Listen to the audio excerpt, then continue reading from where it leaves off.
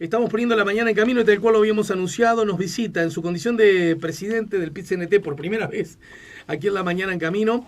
Hablo de Marcelo Abdala. Buen día, Marcelo, bienvenido. Y esto nunca lo callo y será una de las cosas que jamás pienso callarme. En mi condición de trabajador, que es mi primera definición, soy un trabajador.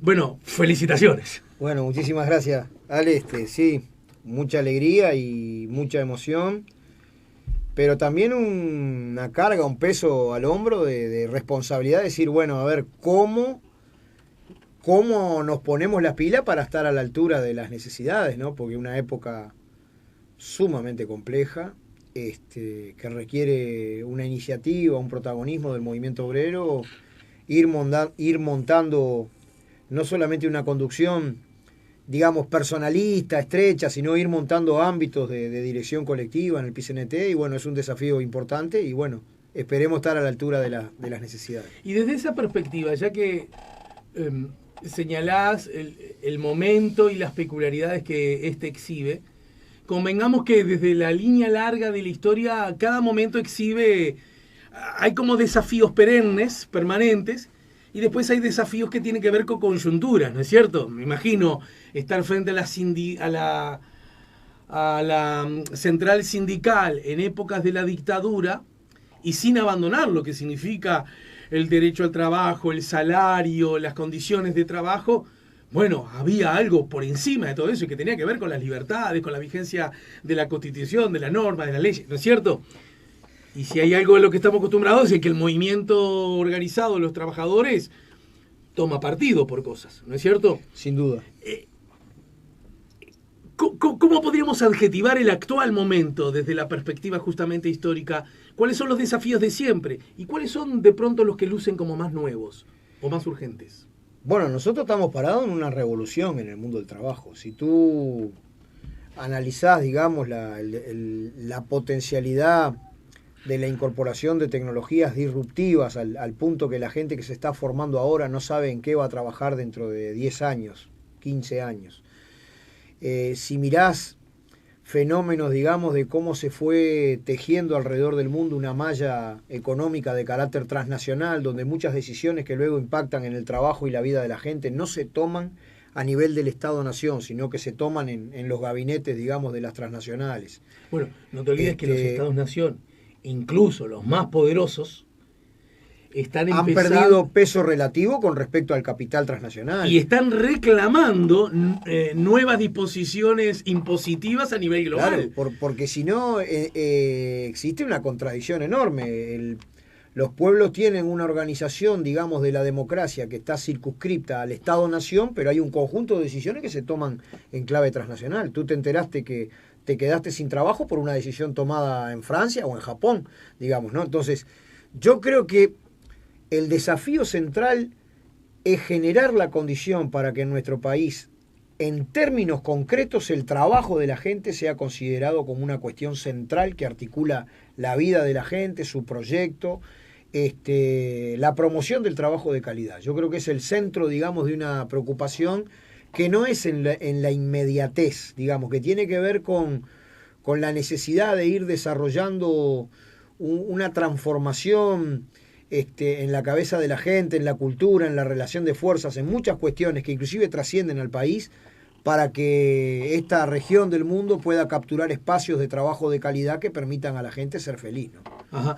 Bien, cuando hablamos de esto y de toda esta revolución de la que estás hablando, es inexorable que veamos como un problema a resolver, para decirlo en forma bien grosera, el permanente, continuo y vertiginoso avance tecnológico desde toda perspectiva, ¿no?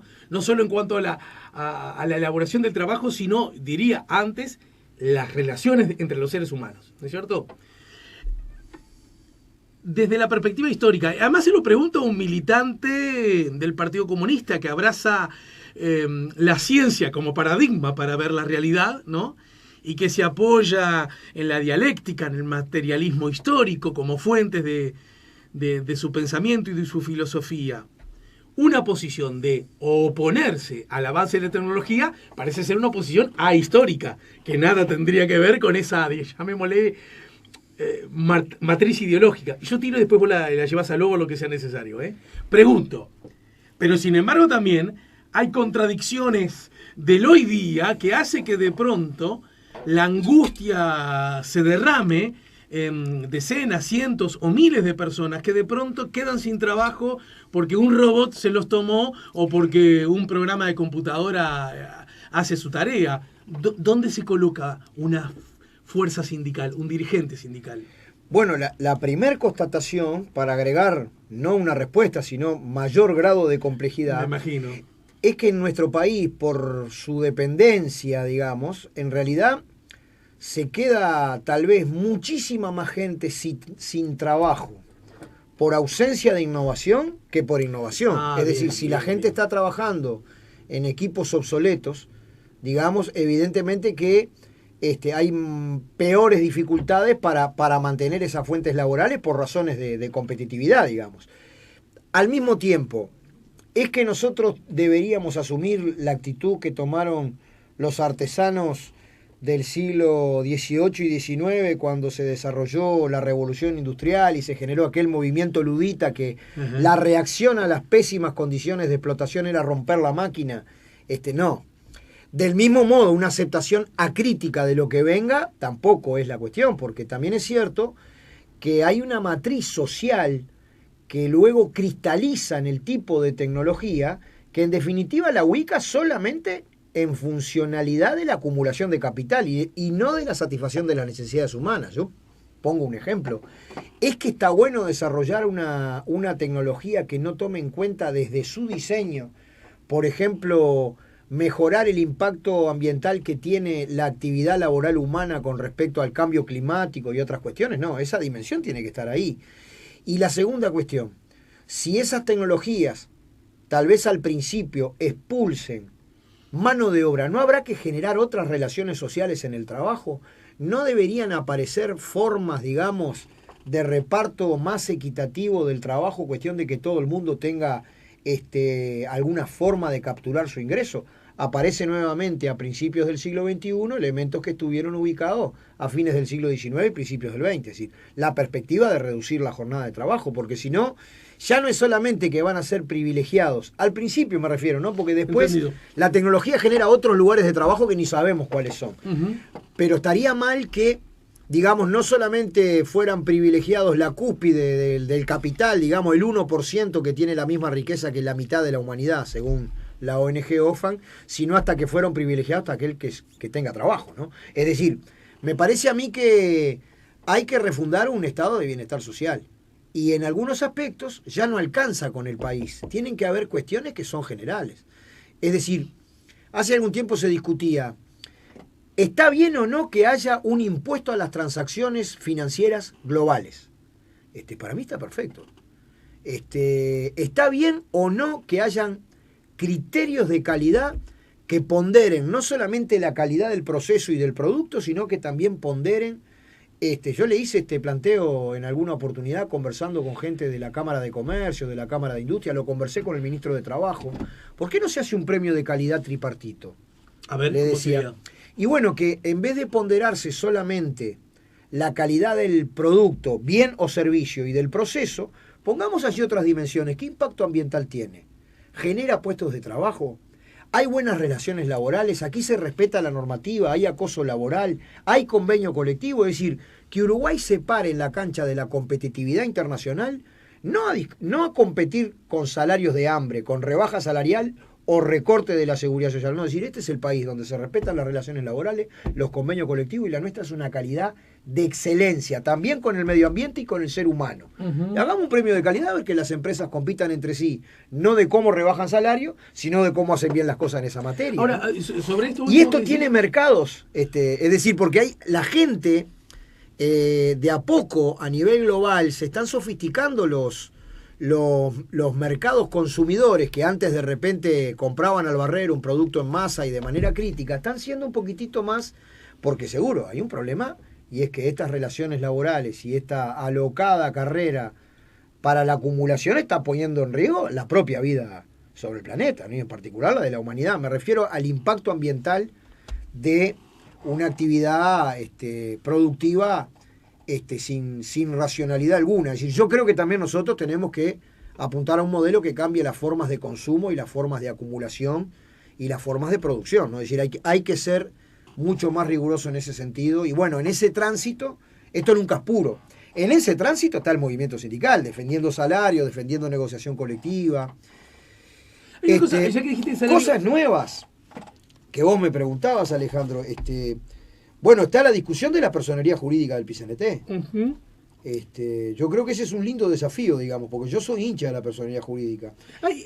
Está instalado, hay un discurso que ha logrado, me parece con un relativo éxito, instalar la idea de que en general, primero, los trabajadores organizados no tienen personería jurídica, lo que en alguna medida es falso, ¿no? Porque la inmensa mayoría de los sindicatos tenemos personería jurídica. Pero sí es cierto que el PIT-CNT como tal no la tiene, ¿no es cierto? No tiene personería jurídica. Y se ha logrado instalar la idea que eso es algo que el PIT-CNT no tiene porque el PIT-CNT y sus dirigentes, ninguno de ellos lo quiere, y porque además le conviene al PIT-CNT para, digamos, bueno, no sé bien para qué le convendría, pero se dice constantemente. Es más, está muy arriba de la mesa cuando desde sectores que promulgan ciertos grados de flexibilización, o dicho de otra manera, nuevos acuerdos salariales, se mete el famoso tema de la productividad, ¿no es cierto? Yo tengo un amigo, tiene mi misma edad, ya no vive en Uruguay hace decenas de años, se dedica a la publicidad, a la producción de publicidad. Le ha ido muy bien, porque tiene mucho talento. Y recuerdo que una vez dejó una agencia y lo llamaron de otra, más importante para asociarlo. Es decir, y le dijeron, vas a tener este salario. Epa, dijo él, pero esto es menos de lo que gano en la otra agencia. Pero le dijeron, pero tranquilo, porque a fin de año vos vas a participar con un X% de las ganancias de la empresa. Su papá, viejo lobo, le dijo, la empresa a la que vas a ir nunca va a tener ganancias. Nunca te va a mostrar que tiene ganancias. En efecto, mi amigo hizo un mal negocio, porque cuando llegaba al fin de año y esperaba el famoso premio, porque su porcentaje de ganancias iba a ser tal, no estaba, no existía. Cuando se habla de eso acá, siempre dicen los trabajadores, mostrame los papeles, y yo veo si participo en la productividad. ¿Verdad? Eso sí siempre está sí, es así. ¿Y qué es lo que se dice del otro lado? No te los muestro porque no tenés personería jurídica. Y ahí estamos, desde hace décadas. Y yo siempre digo, pero ¿por qué no nos dejamos de embromar? El PIT-CNT tiene personería jurídica y vos mostrame los papeles. Está claro. Bueno, mirá, como vos decías o sugerías, Alejandro, la inmensa mayoría de los sindicatos tienen personería jurídica en el viejo formato, digamos, de las personerías jurídicas concedidas por el Ministerio de Educación y Cultura. Lo que pasa es que los sindicatos en Uruguay, por rama de actividad, que han tenido una conexión con la institucionalidad, principalmente de los consejos de salario, al punto que hay una interrelación entre las formas históricas de la negociación colectiva tripartita por rama de actividad y los sindicatos por rama, son de la década del 40 y algunos anteriores. Por tanto, la inmensa mayoría de nuestros sindicatos tiene personería jurídica. La CNT nació en otra época histórica, digamos, y para articular la unidad en la diversidad de todo el movimiento de los trabajadores, de todos los gremios de más diverso tipo, y también las distintas formas de orientación sindical, hizo un estatuto que fue el punto de equilibrio de todas esas fuerzas. Entonces, ¿qué es lo que yo digo con absoluta claridad? El movimiento sindical uruguayo es un movimiento sindical clasista, independiente y de masas. Esta concepción que está referida principalmente a pensar sistemáticamente al margen de las categorías y las formas de razonamiento de la clase dominante, sino promover siempre y en todo momento el interés integral del trabajador, en el plano de la conceptualización de Organización Internacional del Trabajo se llama un movimiento sindical autónomo y autárquico. ¿Qué significa autárquico? Nadie desde afuera, ni partidos políticos, ni patrones, ni el Estado le tiene que decir al trabajador cómo se organiza. ¿Qué hemos dicho nosotros? Y hay una resolución unánime en este sentido. En tanto y en cuanto las formas de acceder a personería jurídica respeten los parámetros de la Organización Internacional del Trabajo, nosotros estamos de acuerdo. Entonces, hay un proyecto de ley que es del Poder Ejecutivo, que ha tenido participación del movimiento sindical, Ajá. donde nosotros hemos hecho sugerencias y aportes, y en general tenemos una visión de acuerdo con ese proyecto, salvo en algunos puntos. Un primer punto, digamos que el proyecto menciona cuál es el organismo superior del sindicato, y eso a nosotros nos parece que le corresponde al sindicato. Por ejemplo, en algunos casos es una asamblea general, pero en otros casos es un congreso. El proyecto de ley menciona que el estatuto debe ser resuelto en la asamblea general. Bueno, por ejemplo, si hacemos una asamblea general del PICNT, precisamos un lugar donde entren 400.000 personas. Claro. El organismo superior nuestro es el Congreso. Y el otro desacuerdo que tenemos es que para mantener lo que consideramos es un derecho, que es la cuota sindical por planilla, el descuento por planilla, en Uruguay no hay afiliación obligatoria como en otros países. En Brasil hay un impuesto sindical. En Argentina la gente está casi que de por sí afiliada al sindicato, porque eso tiene que ver con la seguridad social y la obra social. Uh-huh. En Uruguay la obra social, la salud, ¿no? La salud. En Uruguay la afiliación es voluntaria, tú te afiliás si querés y si no querés no te afiliás.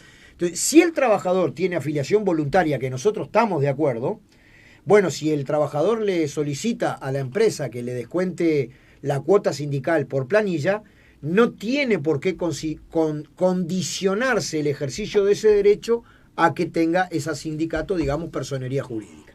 Entonces, ¿qué es lo que planteamos nosotros? Bueno, seguramente ahora abramos un proceso. Cuando esta ley finalmente se aprueba, está el trámite parlamentario, en general a nosotros nos parece adecuada. Bueno, probablemente la nueva dirección del PICNT inaugure un proceso para poder acceder a la personería gremial en las condiciones de esta ley, donde ya no va a monitorear más el Ministerio de Educación y Cultura, sino que lo va a hacer el Ministerio de Trabajo, porque es una forma de personería que es para las organizaciones sindicales, de empresarios y de trabajadores. Y eso, entonces, volviendo al origen de este punto, que presenta este perfil, pero puede presentar muchos otros, la famosa disputa acerca de la productividad como parte del posible salario del trabajador, y por lo tanto el derecho que tendría el trabajador organizado a conocer los papeles de la empresa para saber si hay o no hay productividad, ¿no?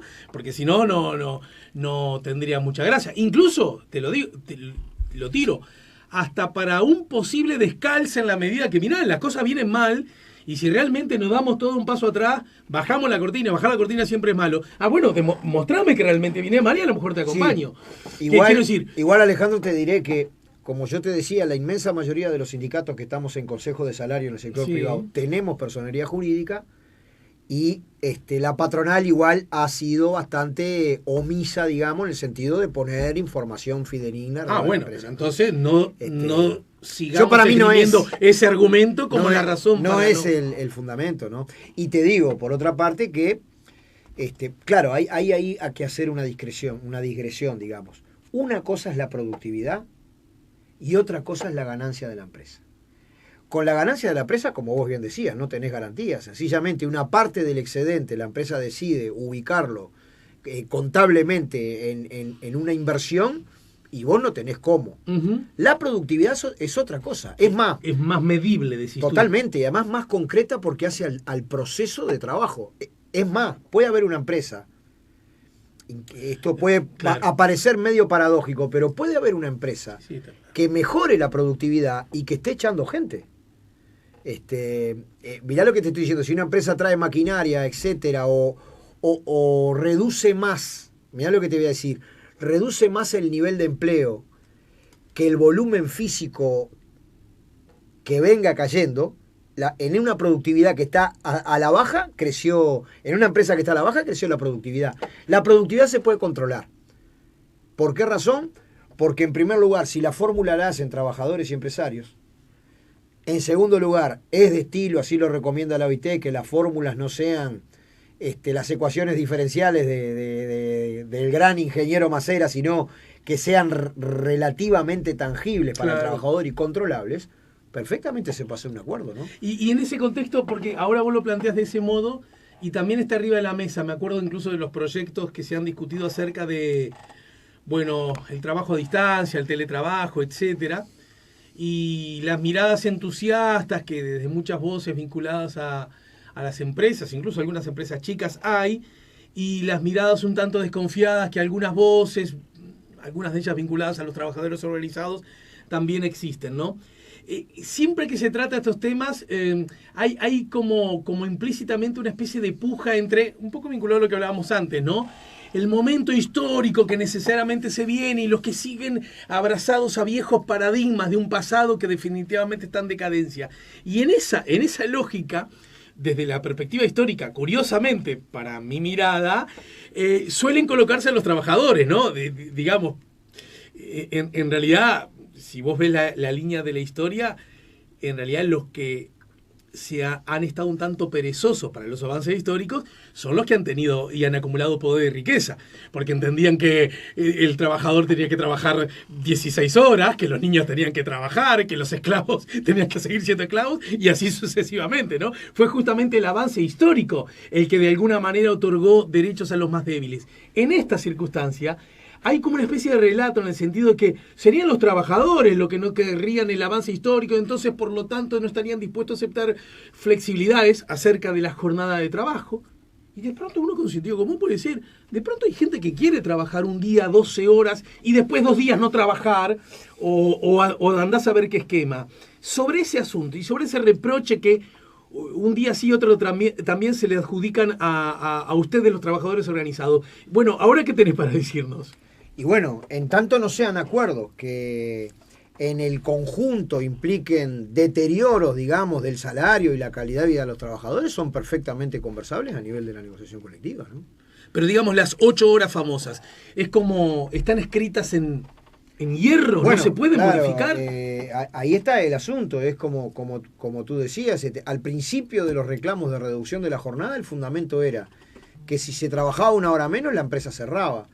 Cuando aquí aparece la ley de 8 horas, se levantó todo, principalmente en aquel momento el gran latifundio agropecuario contra don José Valle y Ordóñez, se levantó diciendo que por favor termine el inquietismo, le llamaban, que eran el conjunto de cambios laborales y sociales. Uruguay fue un pionero de la ley de 8 horas. Ahora yo me pregunto, con estas tecnologías, con las dificultades que tenemos, digamos, para que la población joven y las mujeres especialmente entren al mundo del trabajo, ¿no será que hay que seguir avanzando en formas de reducción de la jornada de trabajo que sean beneficiosas para la parte trabajadora? Porque eso ha sido un tabú. Nosotros ahora lo concretamos en la industria naval, un convenio metalúrgico donde pero hay países del mundo donde los trabajadores trabajan menos. Pero claro. No hay que viajar a Saturno para eso. No, es así. 40 horas semanales acabamos de acordar en la industria naval. En otros lados se trabaja 36. Y siempre, Alejandro, que hay una reducción en términos, digamos, de la magnitud de la jornada de trabajo, simultáneamente se desarrollan procesos de aumento de la capacidad productiva del trabajo de los trabajadores.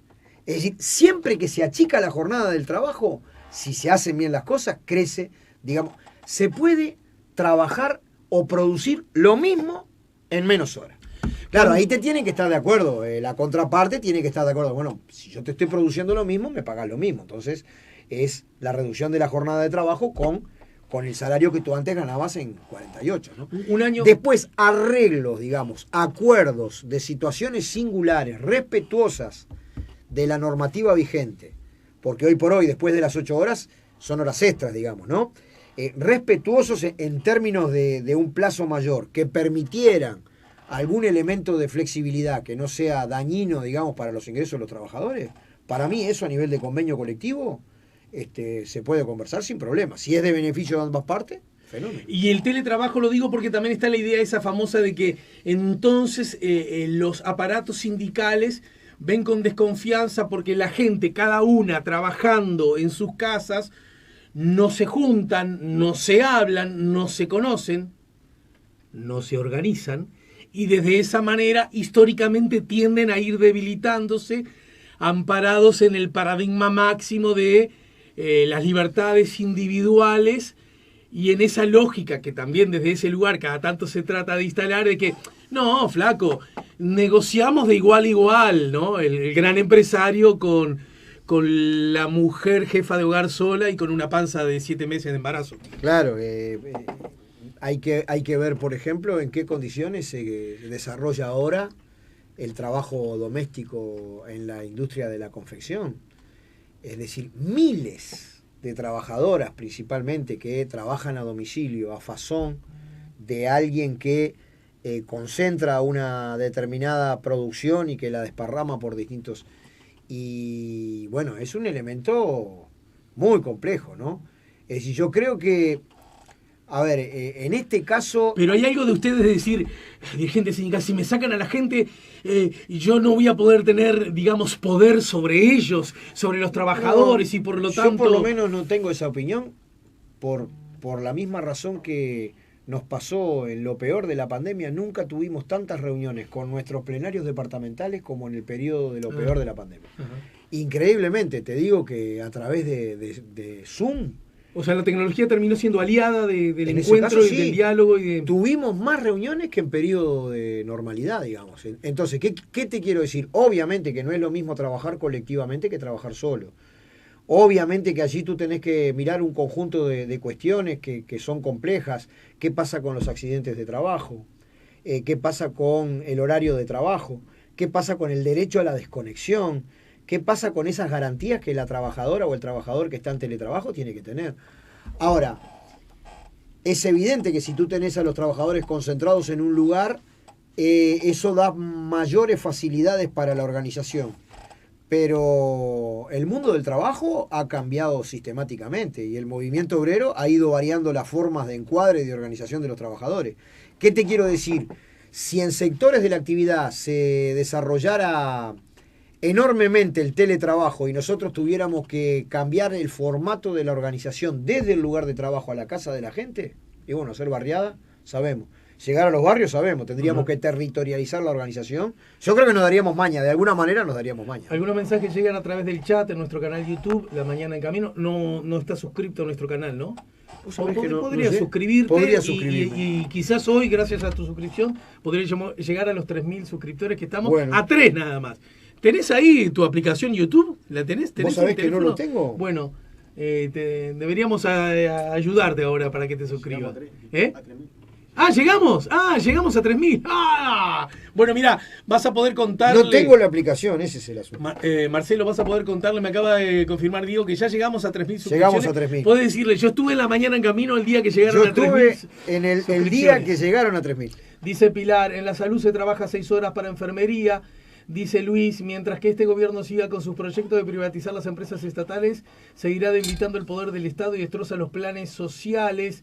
Dice Tabaré, ¿cómo enfrentar el hecho laboral de que jóvenes que trabajan desde su casa con compañeros de 100 países diferentes, jefes que son un ícono en la pantalla, que no tienen ámbitos de reunión sindical? Bueno, algunas de las cosas que a nuevas formas de trabajo, ¿no? Habrá que inventar nuevas formas de organización. Bien.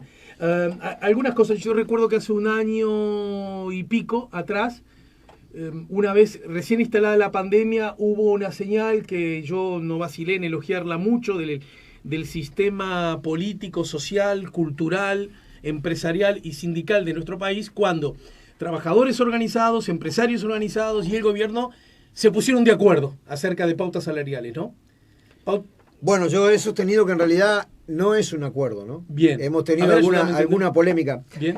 Esa fue una negociación sumamente compleja. Nosotros participamos de la siguiente manera. Estuvimos de acuerdo, y así lo dijimos, en que se extremen las extensiones en el seguro de paro en el afán de que la gente no pierda su vínculo laboral.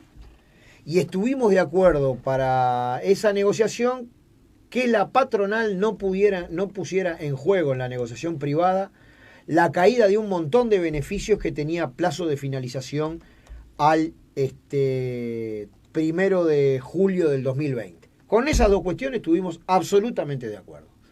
Con la parte salarial se podría decir que hay una comparecencia del PCNT donde se establece que el movimiento sindical considera globalmente insuficiente la parte, digamos, salarial, en tanto y en cuanto allí se garantizaba que iba a existir un deterioro del poder de compra del salario Sí. real equivalente a lo que cayera el Producto Bruto Interno y que al final fue de un 4.33%. Pero entonces, ¿el acuerdo en qué consistió? Porque hubo una especie de decir, muchachos, nos cayó algo encima, no estaba previsto, todos tenemos que, digamos, que poner algo arriba de la parrilla, ¿no?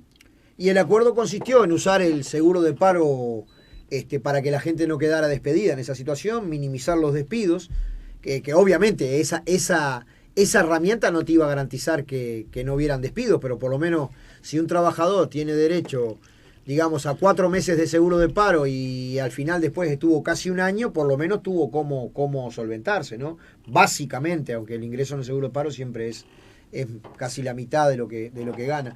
Y lo otro importante que pasó en esa negociación es que los beneficios, no me refiero al aumento de salario, sino tal partida, tal beneficio, tal cuestión, que podían haber caído todos en masa, se mantuvieron, digamos, y hoy se está conversando al respecto. Entonces, ¿no? en esta, la de ahora, la ronda de ahora, ¿cuáles son los ejes que están, desde la perspectiva de los trabajadores, transformados en los asuntos centrales de la negociación? Che, aquello que perdimos, es hora de empezar a recuperarlo.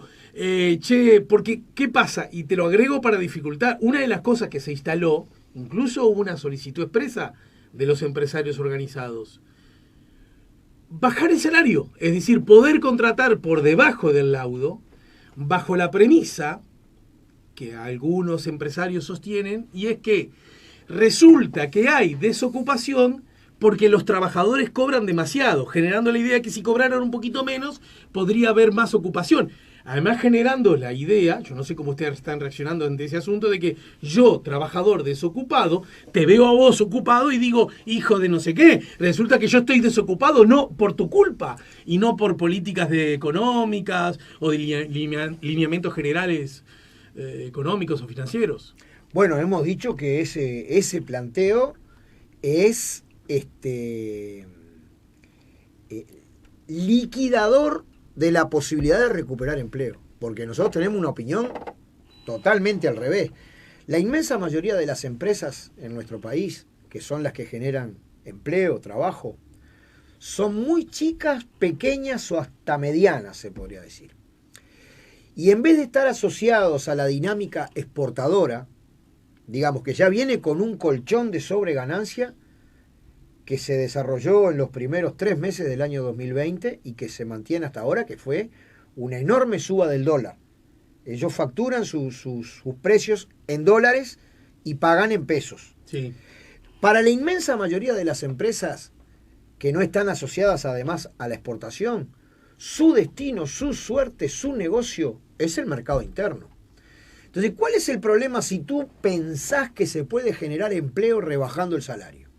Tú rebajás el salario, la masa salarial, que se rebajó en virtud de la política, digamos, del Poder Ejecutivo, en el sentido que subieron las tarifas más que la inflación y que el salario, a pesar de lo que habían dicho en la campaña preelectoral, que a pesar de que dijeron que no iba a haber más impuestos, cambiaron la forma de cálculo del IRPF y por tanto todos los trabajadores que pagan IRPF hoy pagan más.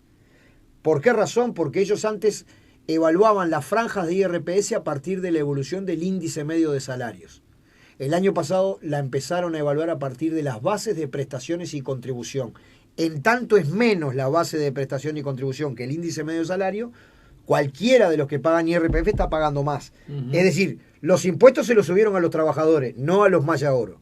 Y además, con este deterioro del 4.33%, ¿qué es lo que sucede? Punto número 1, cuando rebajan salarios, rebajan jubilaciones. Sí, claro, por punto la reforma número 2, índice medio de salarios. Punto número 2, digamos, rebajan el poder de compra del salario a la población trabajadora. Punto número 2, rebajan las jubilaciones. Punto número 3, se perjudican todos los pequeños comerciantes, industriales, productores agropecuarios que trabajan para el mercado interno. Es decir, cuando tú castigás demasiado el salario, estás afectando un factor de reactivación económica que es la demanda interna. ¿Qué hace un trabajador que más o menos anda bien? ¿Qué pasa en el país cuando la gente cobra el aguinaldo? Va y lo gasta.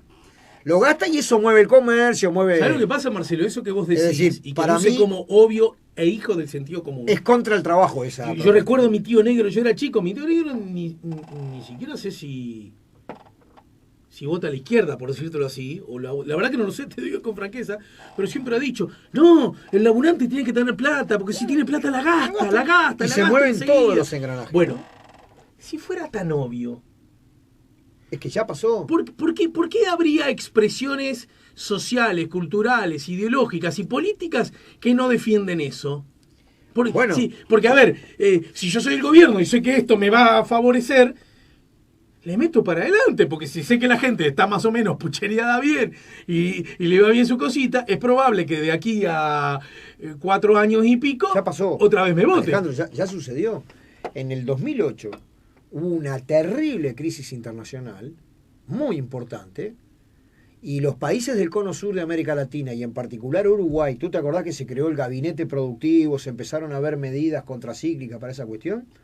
Acá en Uruguay esa crisis ni la sentimos después a largo plazo, porque había una demanda interna que operaba a favor del trabajo.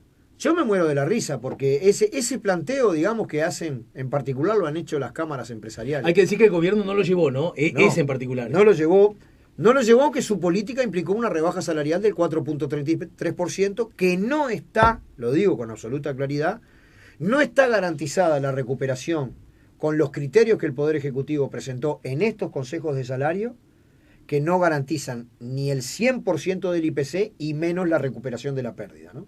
Entonces, no llevó esa propuesta porque era ilegal, para llamarlo de alguna manera. Si tú tenés un laudo que establece los salarios mínimos por categoría, tú no podés plantear contratar gente al 70% del mínimo, porque si empezás por eso... que era durante un tiempito, para no sé qué, pero... Bueno, si empezás por eso tendrías que liquidar el salario mínimo nacional, por ejemplo.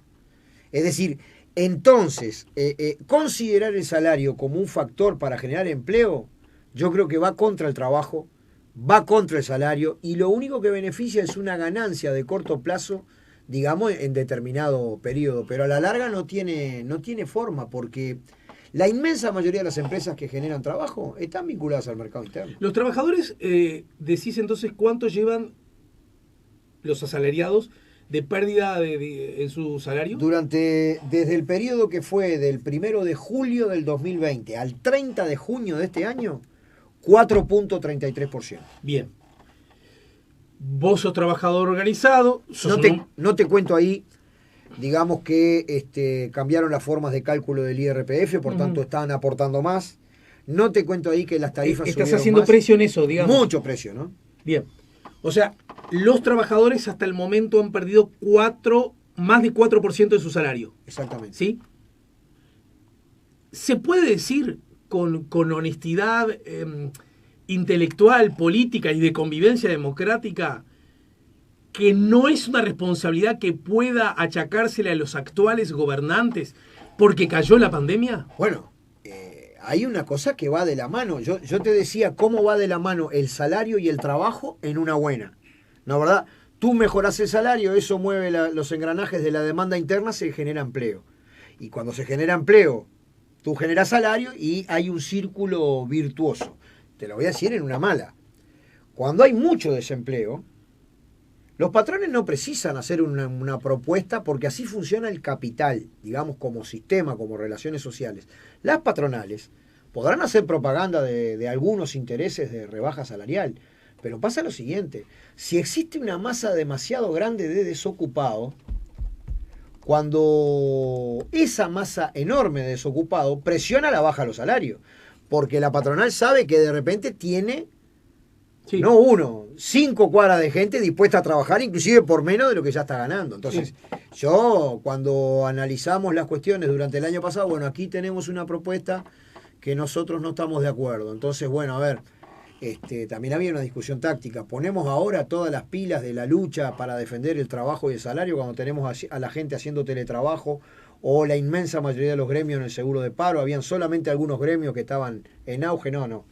Vamos a tratar de salvaguardar los beneficios, vamos a tratar de mantener a la gente con prórrogas en el seguro de paro, y además vamos a declarar insuficiente esta propuesta. Bueno, cuando se recompongan los lugares de trabajo, pelearemos para recuperar salario, que fue lo que hizo la UNRWA, ¿no? Pero entonces, repito, me lo respondés luego de la pausa. Porque si los trabajadores en 20 meses 12 más 8, sí, 20 meses que lleva el gobierno, han perdido 4% por lo menos de salario. Al 1 de julio de este año. Lo que pasó después, julio, agosto, septiembre, octubre, agranda esa pérdida, ¿no? Aumenta. Y si no tuvieron aumento a partir del 1 de julio, lo que pasa es que hubo inflación esos meses. Y está fuera del rango meta, etcétera. Ahora dijeron en octubre que se le había ido de mano la inflación. Cada vez que hay inflación hay rebaja salarial. Y rebaja de jubilaciones también, ¿no? Exactamente. Porque, entonces pregunto, primero, yo, gobernante, te puedo decir, flaco, en el dolor en el alma te debo decir que es cierto, pero que yo no soy responsable porque me tocó la pandemia. Pero aún así te pregunto, ¿debe ser eso lo que entiende el público? Porque si no, ¿cómo se explica que 1, 2, 3 encuestas sigan dando muy bien con guarismos que históricamente casi desconocidos la adhesión o la mirada favorable para el gobierno en general y, hay que decirlo también, en particular para la gestión del presidente? Si yo estoy perdiendo salario, y una cosa es perder salario cuando ganás 532.000 pesos, pasas a cobrar 500.000 y esos 32.000, mucho la aguja no te la mueven, ¿no? Ponele. Pero convengamos que el Uruguay, aún con los gobiernos frente amplistas, mejoró salario, mejoró empleo, es verdad, pero convengamos que igual los salarios siguen siendo más bien bajotes, ¿o no? La inmensa mayoría de los trabajadores andan en un entorno de 20.000 pesos mensuales. No existe ese salario. Demasiado bajo, claro. A pesar de que gobernó la izquierda. Lo que yo diría... Lo que te quiero decir, ¿y cómo se explica eso? ¿Me lo decís luego de la pausa? Bueno, ¿cómo no? Y otra, y hablando justamente del salario, publicó ayer Diario El País que Abdala, o sea vos, dijo que el primer objetivo está en la selección del BPS, donde espera combatir contra una reforma jubilatoria que castiga a los trabajadores. Luego se pondrá la mira en la derogación de la LUC. Pero, agrega El País, para algunos grupos minoritarios se debería poner el foco más en el desempleo y no en la oposición del gobierno. Hay como una mirada muy distinta. Che, basta de pelearse con el gobierno y mejorar mi salario y mejorar mi empleo. Hay sindicatos que te lo proponen en esos términos, según cuenta El País. Bueno, me lo decís luego de la pausa, ¿sí? Dale. Estamos poniendo la mañana en camino. Estábamos con Marcelo Abdala. Bueno, algunas cosas quedaron arriba de la mesa a propósito de la... Quedaron picando. Antes de la tanda, de cómo ¿no? veníamos. No, yo creo que... Yo llamo la atención... sobre que no solamente hay rebaja salarial, sino que lo que está viendo es un crecimiento de la desigualdad. En un estudio que hicieron nuestros compañeros y compañeras de AEBU, durante el año 2020 aumentaron en 4.000 millones de dólares los depósitos en el sistema financiero y a julio de este año aumentaron 2.800 millones de dólares más. ¿Qué significa? Bueno, no estamos construyendo una sociedad equitativa, igualitaria. Hay 100.000 pobres nuevos, hay rebaja salarial, y el horizonte, digamos, me parece a mí, de una discusión en donde todo el mundo aporte a la pública felicidad son bien importantes. No puede ser que haya gente que esté comiendo en las ollas populares y que haya un sector ínfimo de la sociedad que haya logrado depositar en menos de un año y medio 6.800 millones de dólares. ¿Por qué? Entonces, en ese sentido que nosotros desarrollamos la crítica, ¿no? Uh-huh. Y desde ese lugar, entonces, ¿cómo se explica el tan alto índice de aceptación que está teniendo este gobierno? Porque yo puedo entender de pronto que esos cuántos millones de dólares entonces que están depositando... Hasta el 1 de julio de este año, 6.800 millones de dólares. Fuera del país. Sí. Lo que no es ilegal, ¿no? Por supuesto. No, acá no estamos hablando de una cuestión de legalidad. Lo que estamos diciendo que hay un conjunto de políticas que están blindando a los que el propio presidente de la República llamó los Maya Oro, sin tener una concepción que el desempeño favorable de estos sectores, que nadie lo rechaza, debería estar acompañado de una preocupación del Estado por tender una mano a que el que está abajo no pase por la línea no pase para abajo de la línea de flotación, que tenga efectivamente un conjunto de políticas, y para eso hay que hacer hay que generar un sistema tributario donde se tome de aquí para destinar a los más desposeídos. A ver, ¿no? entonces vamos al mundo. El 1% de la población, el 1% es dueño de la mitad de la riqueza, ¿no? El 1% de la población mundial tiene la misma riqueza que 3.700 millones de seres humanos. Esa cúspide del 1% tiene la misma riqueza que la mitad de la población humana. Pero Marcelo, no hay forma. Hay voces hay discursos, hay ideologías que dicen, gracias a ese 1%, es que todavía la situación no es peor. Es decir, hay que agradecer, hay que favorecer, hay que estimular, porque ellos nos dan trabajo y genera que la rueda gire. Bueno, la rueda no gira igual para todo el mundo, ¿no? Yo creo que no, que esa es una opción político-ética, digamos.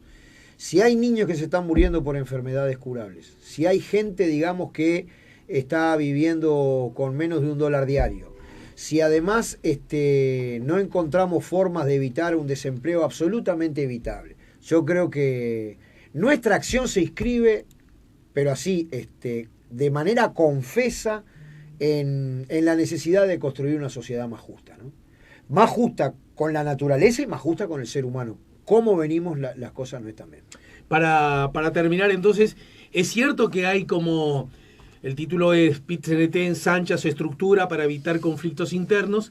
El artículo expresa algo así como que, bueno, ustedes tuvieron que, para seguir manteniendo presidente, vicepresidente, secretario general, y que Articulación y el Partido Comunista siguen estando en lugares claves de la dirección, dejar que más gente entre en la dirección, más sindicatos con otras miradas, entre esos algunos grupos minoritarios que les reprochan a ustedes que deberían poner más foco en el desempleo y no tanto en la oposición al gobierno.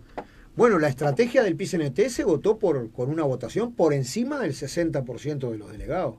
Hubieron votaciones donde las propuestas nuestras, las tesis nuestras, tuvieron por arriba de un 80% de delegados. Es decir, nosotros no necesitamos, desde el punto de vista de la influencia en el movimiento obrero, generar acuerdos espurios para que salga alguna opinión nuestra, ¿no? Es decir, si hubiera habido elecciones por voto secreto y directo de todo el Congreso, que fue lo que se evitó porque fue un Congreso de debate fermental y también de mucha unidad, las elecciones hubieran tenido más o menos la misma proporción que tiene lo que definió la mesa representativa para Pero hay sindicatos minoritarios, ¿no?, que le dicen, dejale, Marcelo, de pegar tanto al gobierno, no hagas política de ese tipo y defender más que estoy sin trabajo. Quien plantea esta cuestión tiene que explicar de qué manera hablar del trabajo sin hablar de la seguridad social. Porque hay dos maneras de ver la estrategia del PIT-CNT. Una primera, los ejes, las prioridades. Y la primera cuestión es la generación de puestos de trabajo de calidad, que se desarrolle una política económico-social, que diversifique la matriz productiva, que hayan políticas activas de empleo, que se defienda la negociación colectiva. La otra forma de ver la estrategia, capaz que acá es donde viene la confusión, es cronológicamente, es decir, estos son los temas centrales que tiene la estrategia del PIT-CNT, donde defender el trabajo es para nosotros una cuestión clave. Ahora, cronológicamente, ahora nomás, en 2 semanas tenemos la elección de el orden de los trabajadores al directorio del BPS. Uh-huh. ¿Y cómo no le vamos a prestar atención ahí donde se juega qué carácter tienen los aportes obrero-patronales, de qué manera se administra el seguro de paro, qué conquistas nuevas va a haber en materia de de alguna medida la futura reforma de la seguridad social ya está en discusión. Pero de alguna manera depende de quién sea, por ejemplo, el representante de los trabajadores. No es que dependa, pero si tú ves que te aparece una lista auspiciada por un solo Uruguay, que hace su lanzamiento en el Enjoy de Punta del Este, y en donde están al mismo tiempo allí representantes de los trabajadores, hago comillas, con representantes de los jubilados y con representantes de los empresarios, que plantean la misma cosa, y tú tenés una lista del movimiento sindical que defiende efectivamente los intereses de las trabajadoras y los trabajadores, sean del partido que sean, porque esto no es un problema de oposición al gobierno, en materia de seguridad social. Cuando el gobierno te presenta una reforma que no habla de la financiación de la seguridad social, sino que establece estrictamente aumentar la edad para jubilarse y rebajar las jubilaciones, y alguien pueda considerar que esa elección del 28 de noviembre no es importante, bueno, vive en otro país, ¿no? Y si eso no tiene que ver con el trabajo, cuando la protección más importante... Pues es que es una falsa oposición. Pero totalmente. Yo defiendo el trabajo defendiendo la seguridad social. ¿Y en la LUC dónde quedaría eso, digamos, en evidencia? Dejate embromar tanto con la LUC y defendeme que yo si tenga algún manguito más fin de mes. Ponele que haya algún sindicato. Si alguien puede considerar desde Keynes a la fecha que cuando más se precisa una política contracíclica, en la ley de urgente consideración se arma una regla fiscal que inhibe la inversión del Estado, cuando vos tenés falta de trabajo y lo que le pedimos al gobierno es que adelante la inversión pública y ellos arman una regla fiscal que le inhibe de invertir cuando más inversión se precisa, bueno, evidentemente que los temas están recontra conectados, ¿no? Porque la no inversión del Estado es procíclica. Si la mano viene hacia abajo, la no inversión del Estado hace que esté más abajo. Y nosotros decimos, no, lo que tiene que haber son políticas contracíclicas. Al revés, cuando la mano viene hacia abajo, mete inversión, que eso mejora, ¿no? Ese es un histórico reproche que se le hizo al gobierno del Frente Amplio. Hice la pausa porque en realidad las políticas contracíclicas me lo señalaba siempre mi amiga María Dolores Benavente, una economista ortodoxa. De la Cámara de Comercio. Como bien sabes, pero sin embargo ella siempre decía, cuidado que las políticas contracíclicas en la historia del Uruguay desde la recuperación democrática nunca se aplicaron. Nunca. Es un grueso error. Pero con el Frente Amplio el reproche fue todavía mayor, porque, che, flaco, nunca tuviste tanta guita entrando y nunca generaste tan alto déficit fiscal, ¿no? Esa idea de que en realidad el Frente Amplio pudo haber ahorrado, contracíclico, ¿verdad? Pudo haber ahorrado un poquito para, en momentos difíciles, ponele estos, tener dinero al que apelar. Sí, un fondo contracíclico.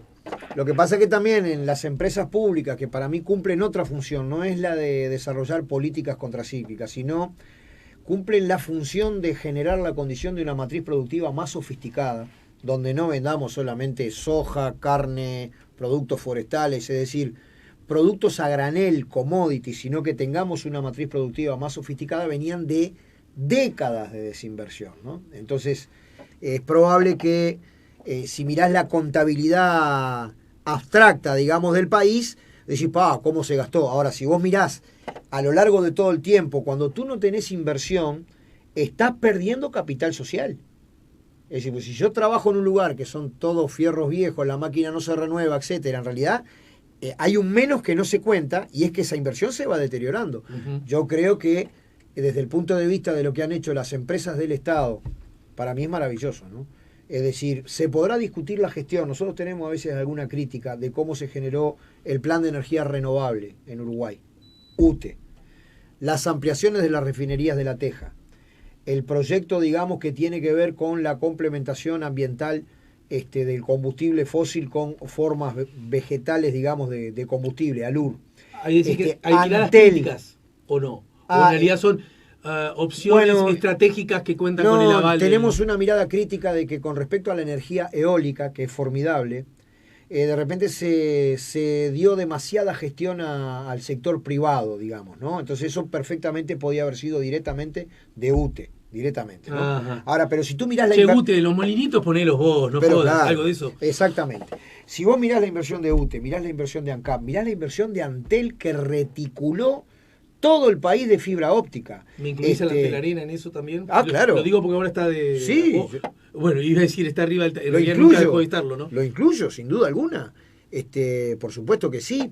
Entonces, cuando vos mirás esa cuestión, que esto permitió que en periodo de no presencialidad educativa la gente pudiera hacer algo. Si vos mirás eso, digo, la verdad que está espectacular que nuestras empresas públicas sean locomotoras del desarrollo, ¿no? Bien administradas, no tirando manteca al techo, pero efectivamente que permitan tirar de una cadena. Quizás en algún momento del gobierno del Frente Amplio, seguramente en la administración Mujica, por aquella máxima del expresidente, ni siquiera estoy... bueno, yo no me meto porque si les digo, yo les digo que tiren de la piola. ¿No hubo quizás una especie de, para seguir con tu frase, de vocación? Es probable, o de gesto de tirar en manteca alguna área, pero no tendríamos, digamos, la estructura de telecomunicaciones que tenemos sin la inversión de Antel.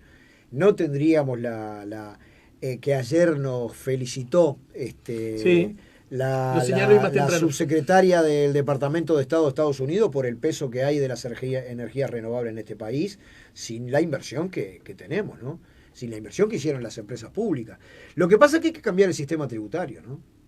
Es decir, para no utilizar las empresas del Estado con afán fiscalista, yo creo que hay que cambiar el sistema tributario, profundizar en que el que tiene más pague más. Digamos, te lo digo... No alcanzó con la reforma tributaria. Fue un primer movimiento sumamente importante porque lo que había antes era peor, pero no alcanza, ¿no? ¿Quiénes aún deberían pagar más. Los Maya Oro. Traducímelo, ¿quiénes son? ¿Dónde están? ¿Dónde viven? ¿Qué hacen? Un 1% de esos 6.800 millones de dólares depositados en el sistema financiero, un 1%. Y si te dicen, como te dicen, no, lo que pasa es que si vos le planteas eso, se asustan. ¿Y cuánto es que llevaron al exterior? ¿6.000 cuánto? 6.800 millones. Y bueno, llevan 12.000. Las transacciones porque se asustan, bueno, porque, si tú pones porque el impuesto dinero bien, cobarde, lo dijo Mujica. Si vos haces bien las cosas, lo haces antes de la salida. Hay maneras. El problema es que hay un retroceso, digamos, tan conceptual, tan importante. Y en el fondo lo que nosotros pensamos es que las viejas consignas civilizatorias, digamos, libertad, igualdad, fraternidad, que levantó la Revolución Francesa, todavía no se han concretado. Es decir, nosotros queremos empujar una sociedad productiva, una sociedad de trabajo, una sociedad de derechos sociales, una sociedad de educación. Hay que hacer mucha cosa. Bueno, tengo 700 preguntas más. Ameritarán 70 nuevos encuentros, ¿está? Siempre es un gusto para mí. Gracias, Marcelo, y otra vez felicitaciones por... Me acuerdo de mi maestro en el teatro, Atahualpa del Siopo, que nos decía a nosotros, los estudiantes, en aquella época, nos decía, el talento ha dejado de ser un privilegio para pasar a ser una responsabilidad. En todo caso, si hay algo que tengo claro, es que vos estás en una etapa no de privilegios, sino de mayores aún responsabilidades, ¿no? Sin duda. Y bueno, trataremos de movernos de acuerdo a... ¿Sigues trabajando? En tu... Sí, por suerte. Pero no dejas, entre comillas, pegado a tus compañeros dirigentes sindicales que hacen uso de la, para mí yo la defiendo, legítima licencia sindical. No, pienso que no, porque... Si el presidente del PCNT no necesita de la licencia... No, yo voy a las 6:30 de la mañana, estoy allí con mis compañeros de mantenimiento del dique, tomando unos mates, conversando. A las 7 estamos en plena labor. Hay algunos días que salgo a las 11 y otros días salgo cuando termina el horario a las 3 de la tarde. Puse algunas condiciones, digamos, porque yo soy contratado a término. La primera condición es que yo no le quería pasar por arriba a ningún trabajador. Ahí hay contratos a término y hay una bolsa de trabajo, una lista de espera. Entonces que yo quería entrar cuando efectivamente no le estuviera pasando por arriba a ningún trabajador. Claro, no sea cosa que le pasas por arriba y encima... No sé, por tus tareas sindicales dejas de laburo. Hay una lista, ¿no? Y hay otro que quedó colgado el pincel. La segunda, ¿eso me decís? sí, claro. Hay una lista, es decir, yo no quería entrar como paracaidista contratado efectivo mientras hay una lista de espera de trabajadores eventuales, de trabajadores contratados a término. La segunda cuestión que planteé es que yo no iba a sustituir al organismo de dirección de la UNRWA en la empresa, que es el comité de base, porque yo he tenido distintas participaciones en negociaciones, pero fue siempre que el comité de base me lo solicitó. Y la tercera cuestión, que me corren las generales de la ley, todos los aspectos de salud laboral, de horario de trabajo, de reglamento, de disciplina. Yo soy uno más. Y la gente está loca a la vida, me dice que yo estoy loco, ¿no? Vos, Turco, ¿cómo hacés? Vos tenés que irte, vos te queremos para otra cosa, vos no tenés que estar acá con nosotros, vos tenés que ir a resolver. No, a mí me hace muy bien estar acá. Está contenta la empresa, creo. Porque pero va a llegar un momento que a lo mejor tus tareas como presidente del PCNT te van a obligar a estar de lunes a domingo. No, ya, yo no dejé. No. Mi entrada al trabajo no disminuyó mi militancia, ¿no? No me disminuyó. También es un mensaje, sí, es un mensaje, pero no desde este punto de vista. ¿Hacia adentro? Hacia todos los lugares, ¿no? La gente que dice de manera, para mí, ignorante, que un dirigente sindical es un atorrante que no trabaja, pero está todo bien con un contador, con un abogado, con un asesor de las cámaras empresariales, yo le digo, no, eso es una tontería. En realidad el trabajo más pesado es el trabajo de pensar, desarrollar las gestiones, desarrollar toda la defensa integral del interés de clase del trabajador. Y yo no tengo absolutamente nada, como vos decías, contra, al contrario, los que asumen, digamos, una labor full time al servicio del movimiento sindical, a condición que no haya un proceso de burocratización creciente. Toda esa barra tiene que estar yendo sistemáticamente abajo a los lugares de trabajo, hacer un sindicalismo desde el pie, desde la base de estar permanentemente entreverados con su clase y defendiendo su interés. De alguna manera para mí es sanidad estar en este trabajo, aunque te parezca mentira, es un trabajo físicamente muy, muy pesado, ahí es industria, todo se mide en toneladas, digamos, ahí no hay es un ¿Vos y la verdad, soldás allí? sí, yo estoy en mantenimiento de dique, no solamente soldar, sino que con el equipo de compañeros allí, que es muy bueno,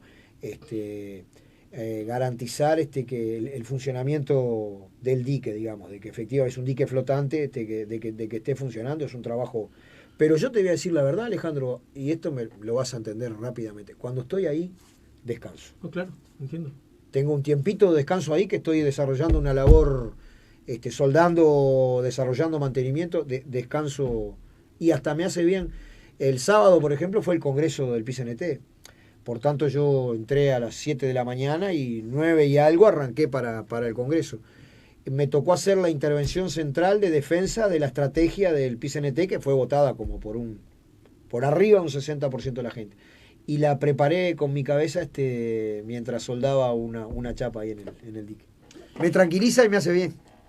Gracias por el tiempo y la seguimos más temprano que tarde. Cuando ¿sí? vos quieras, hermano.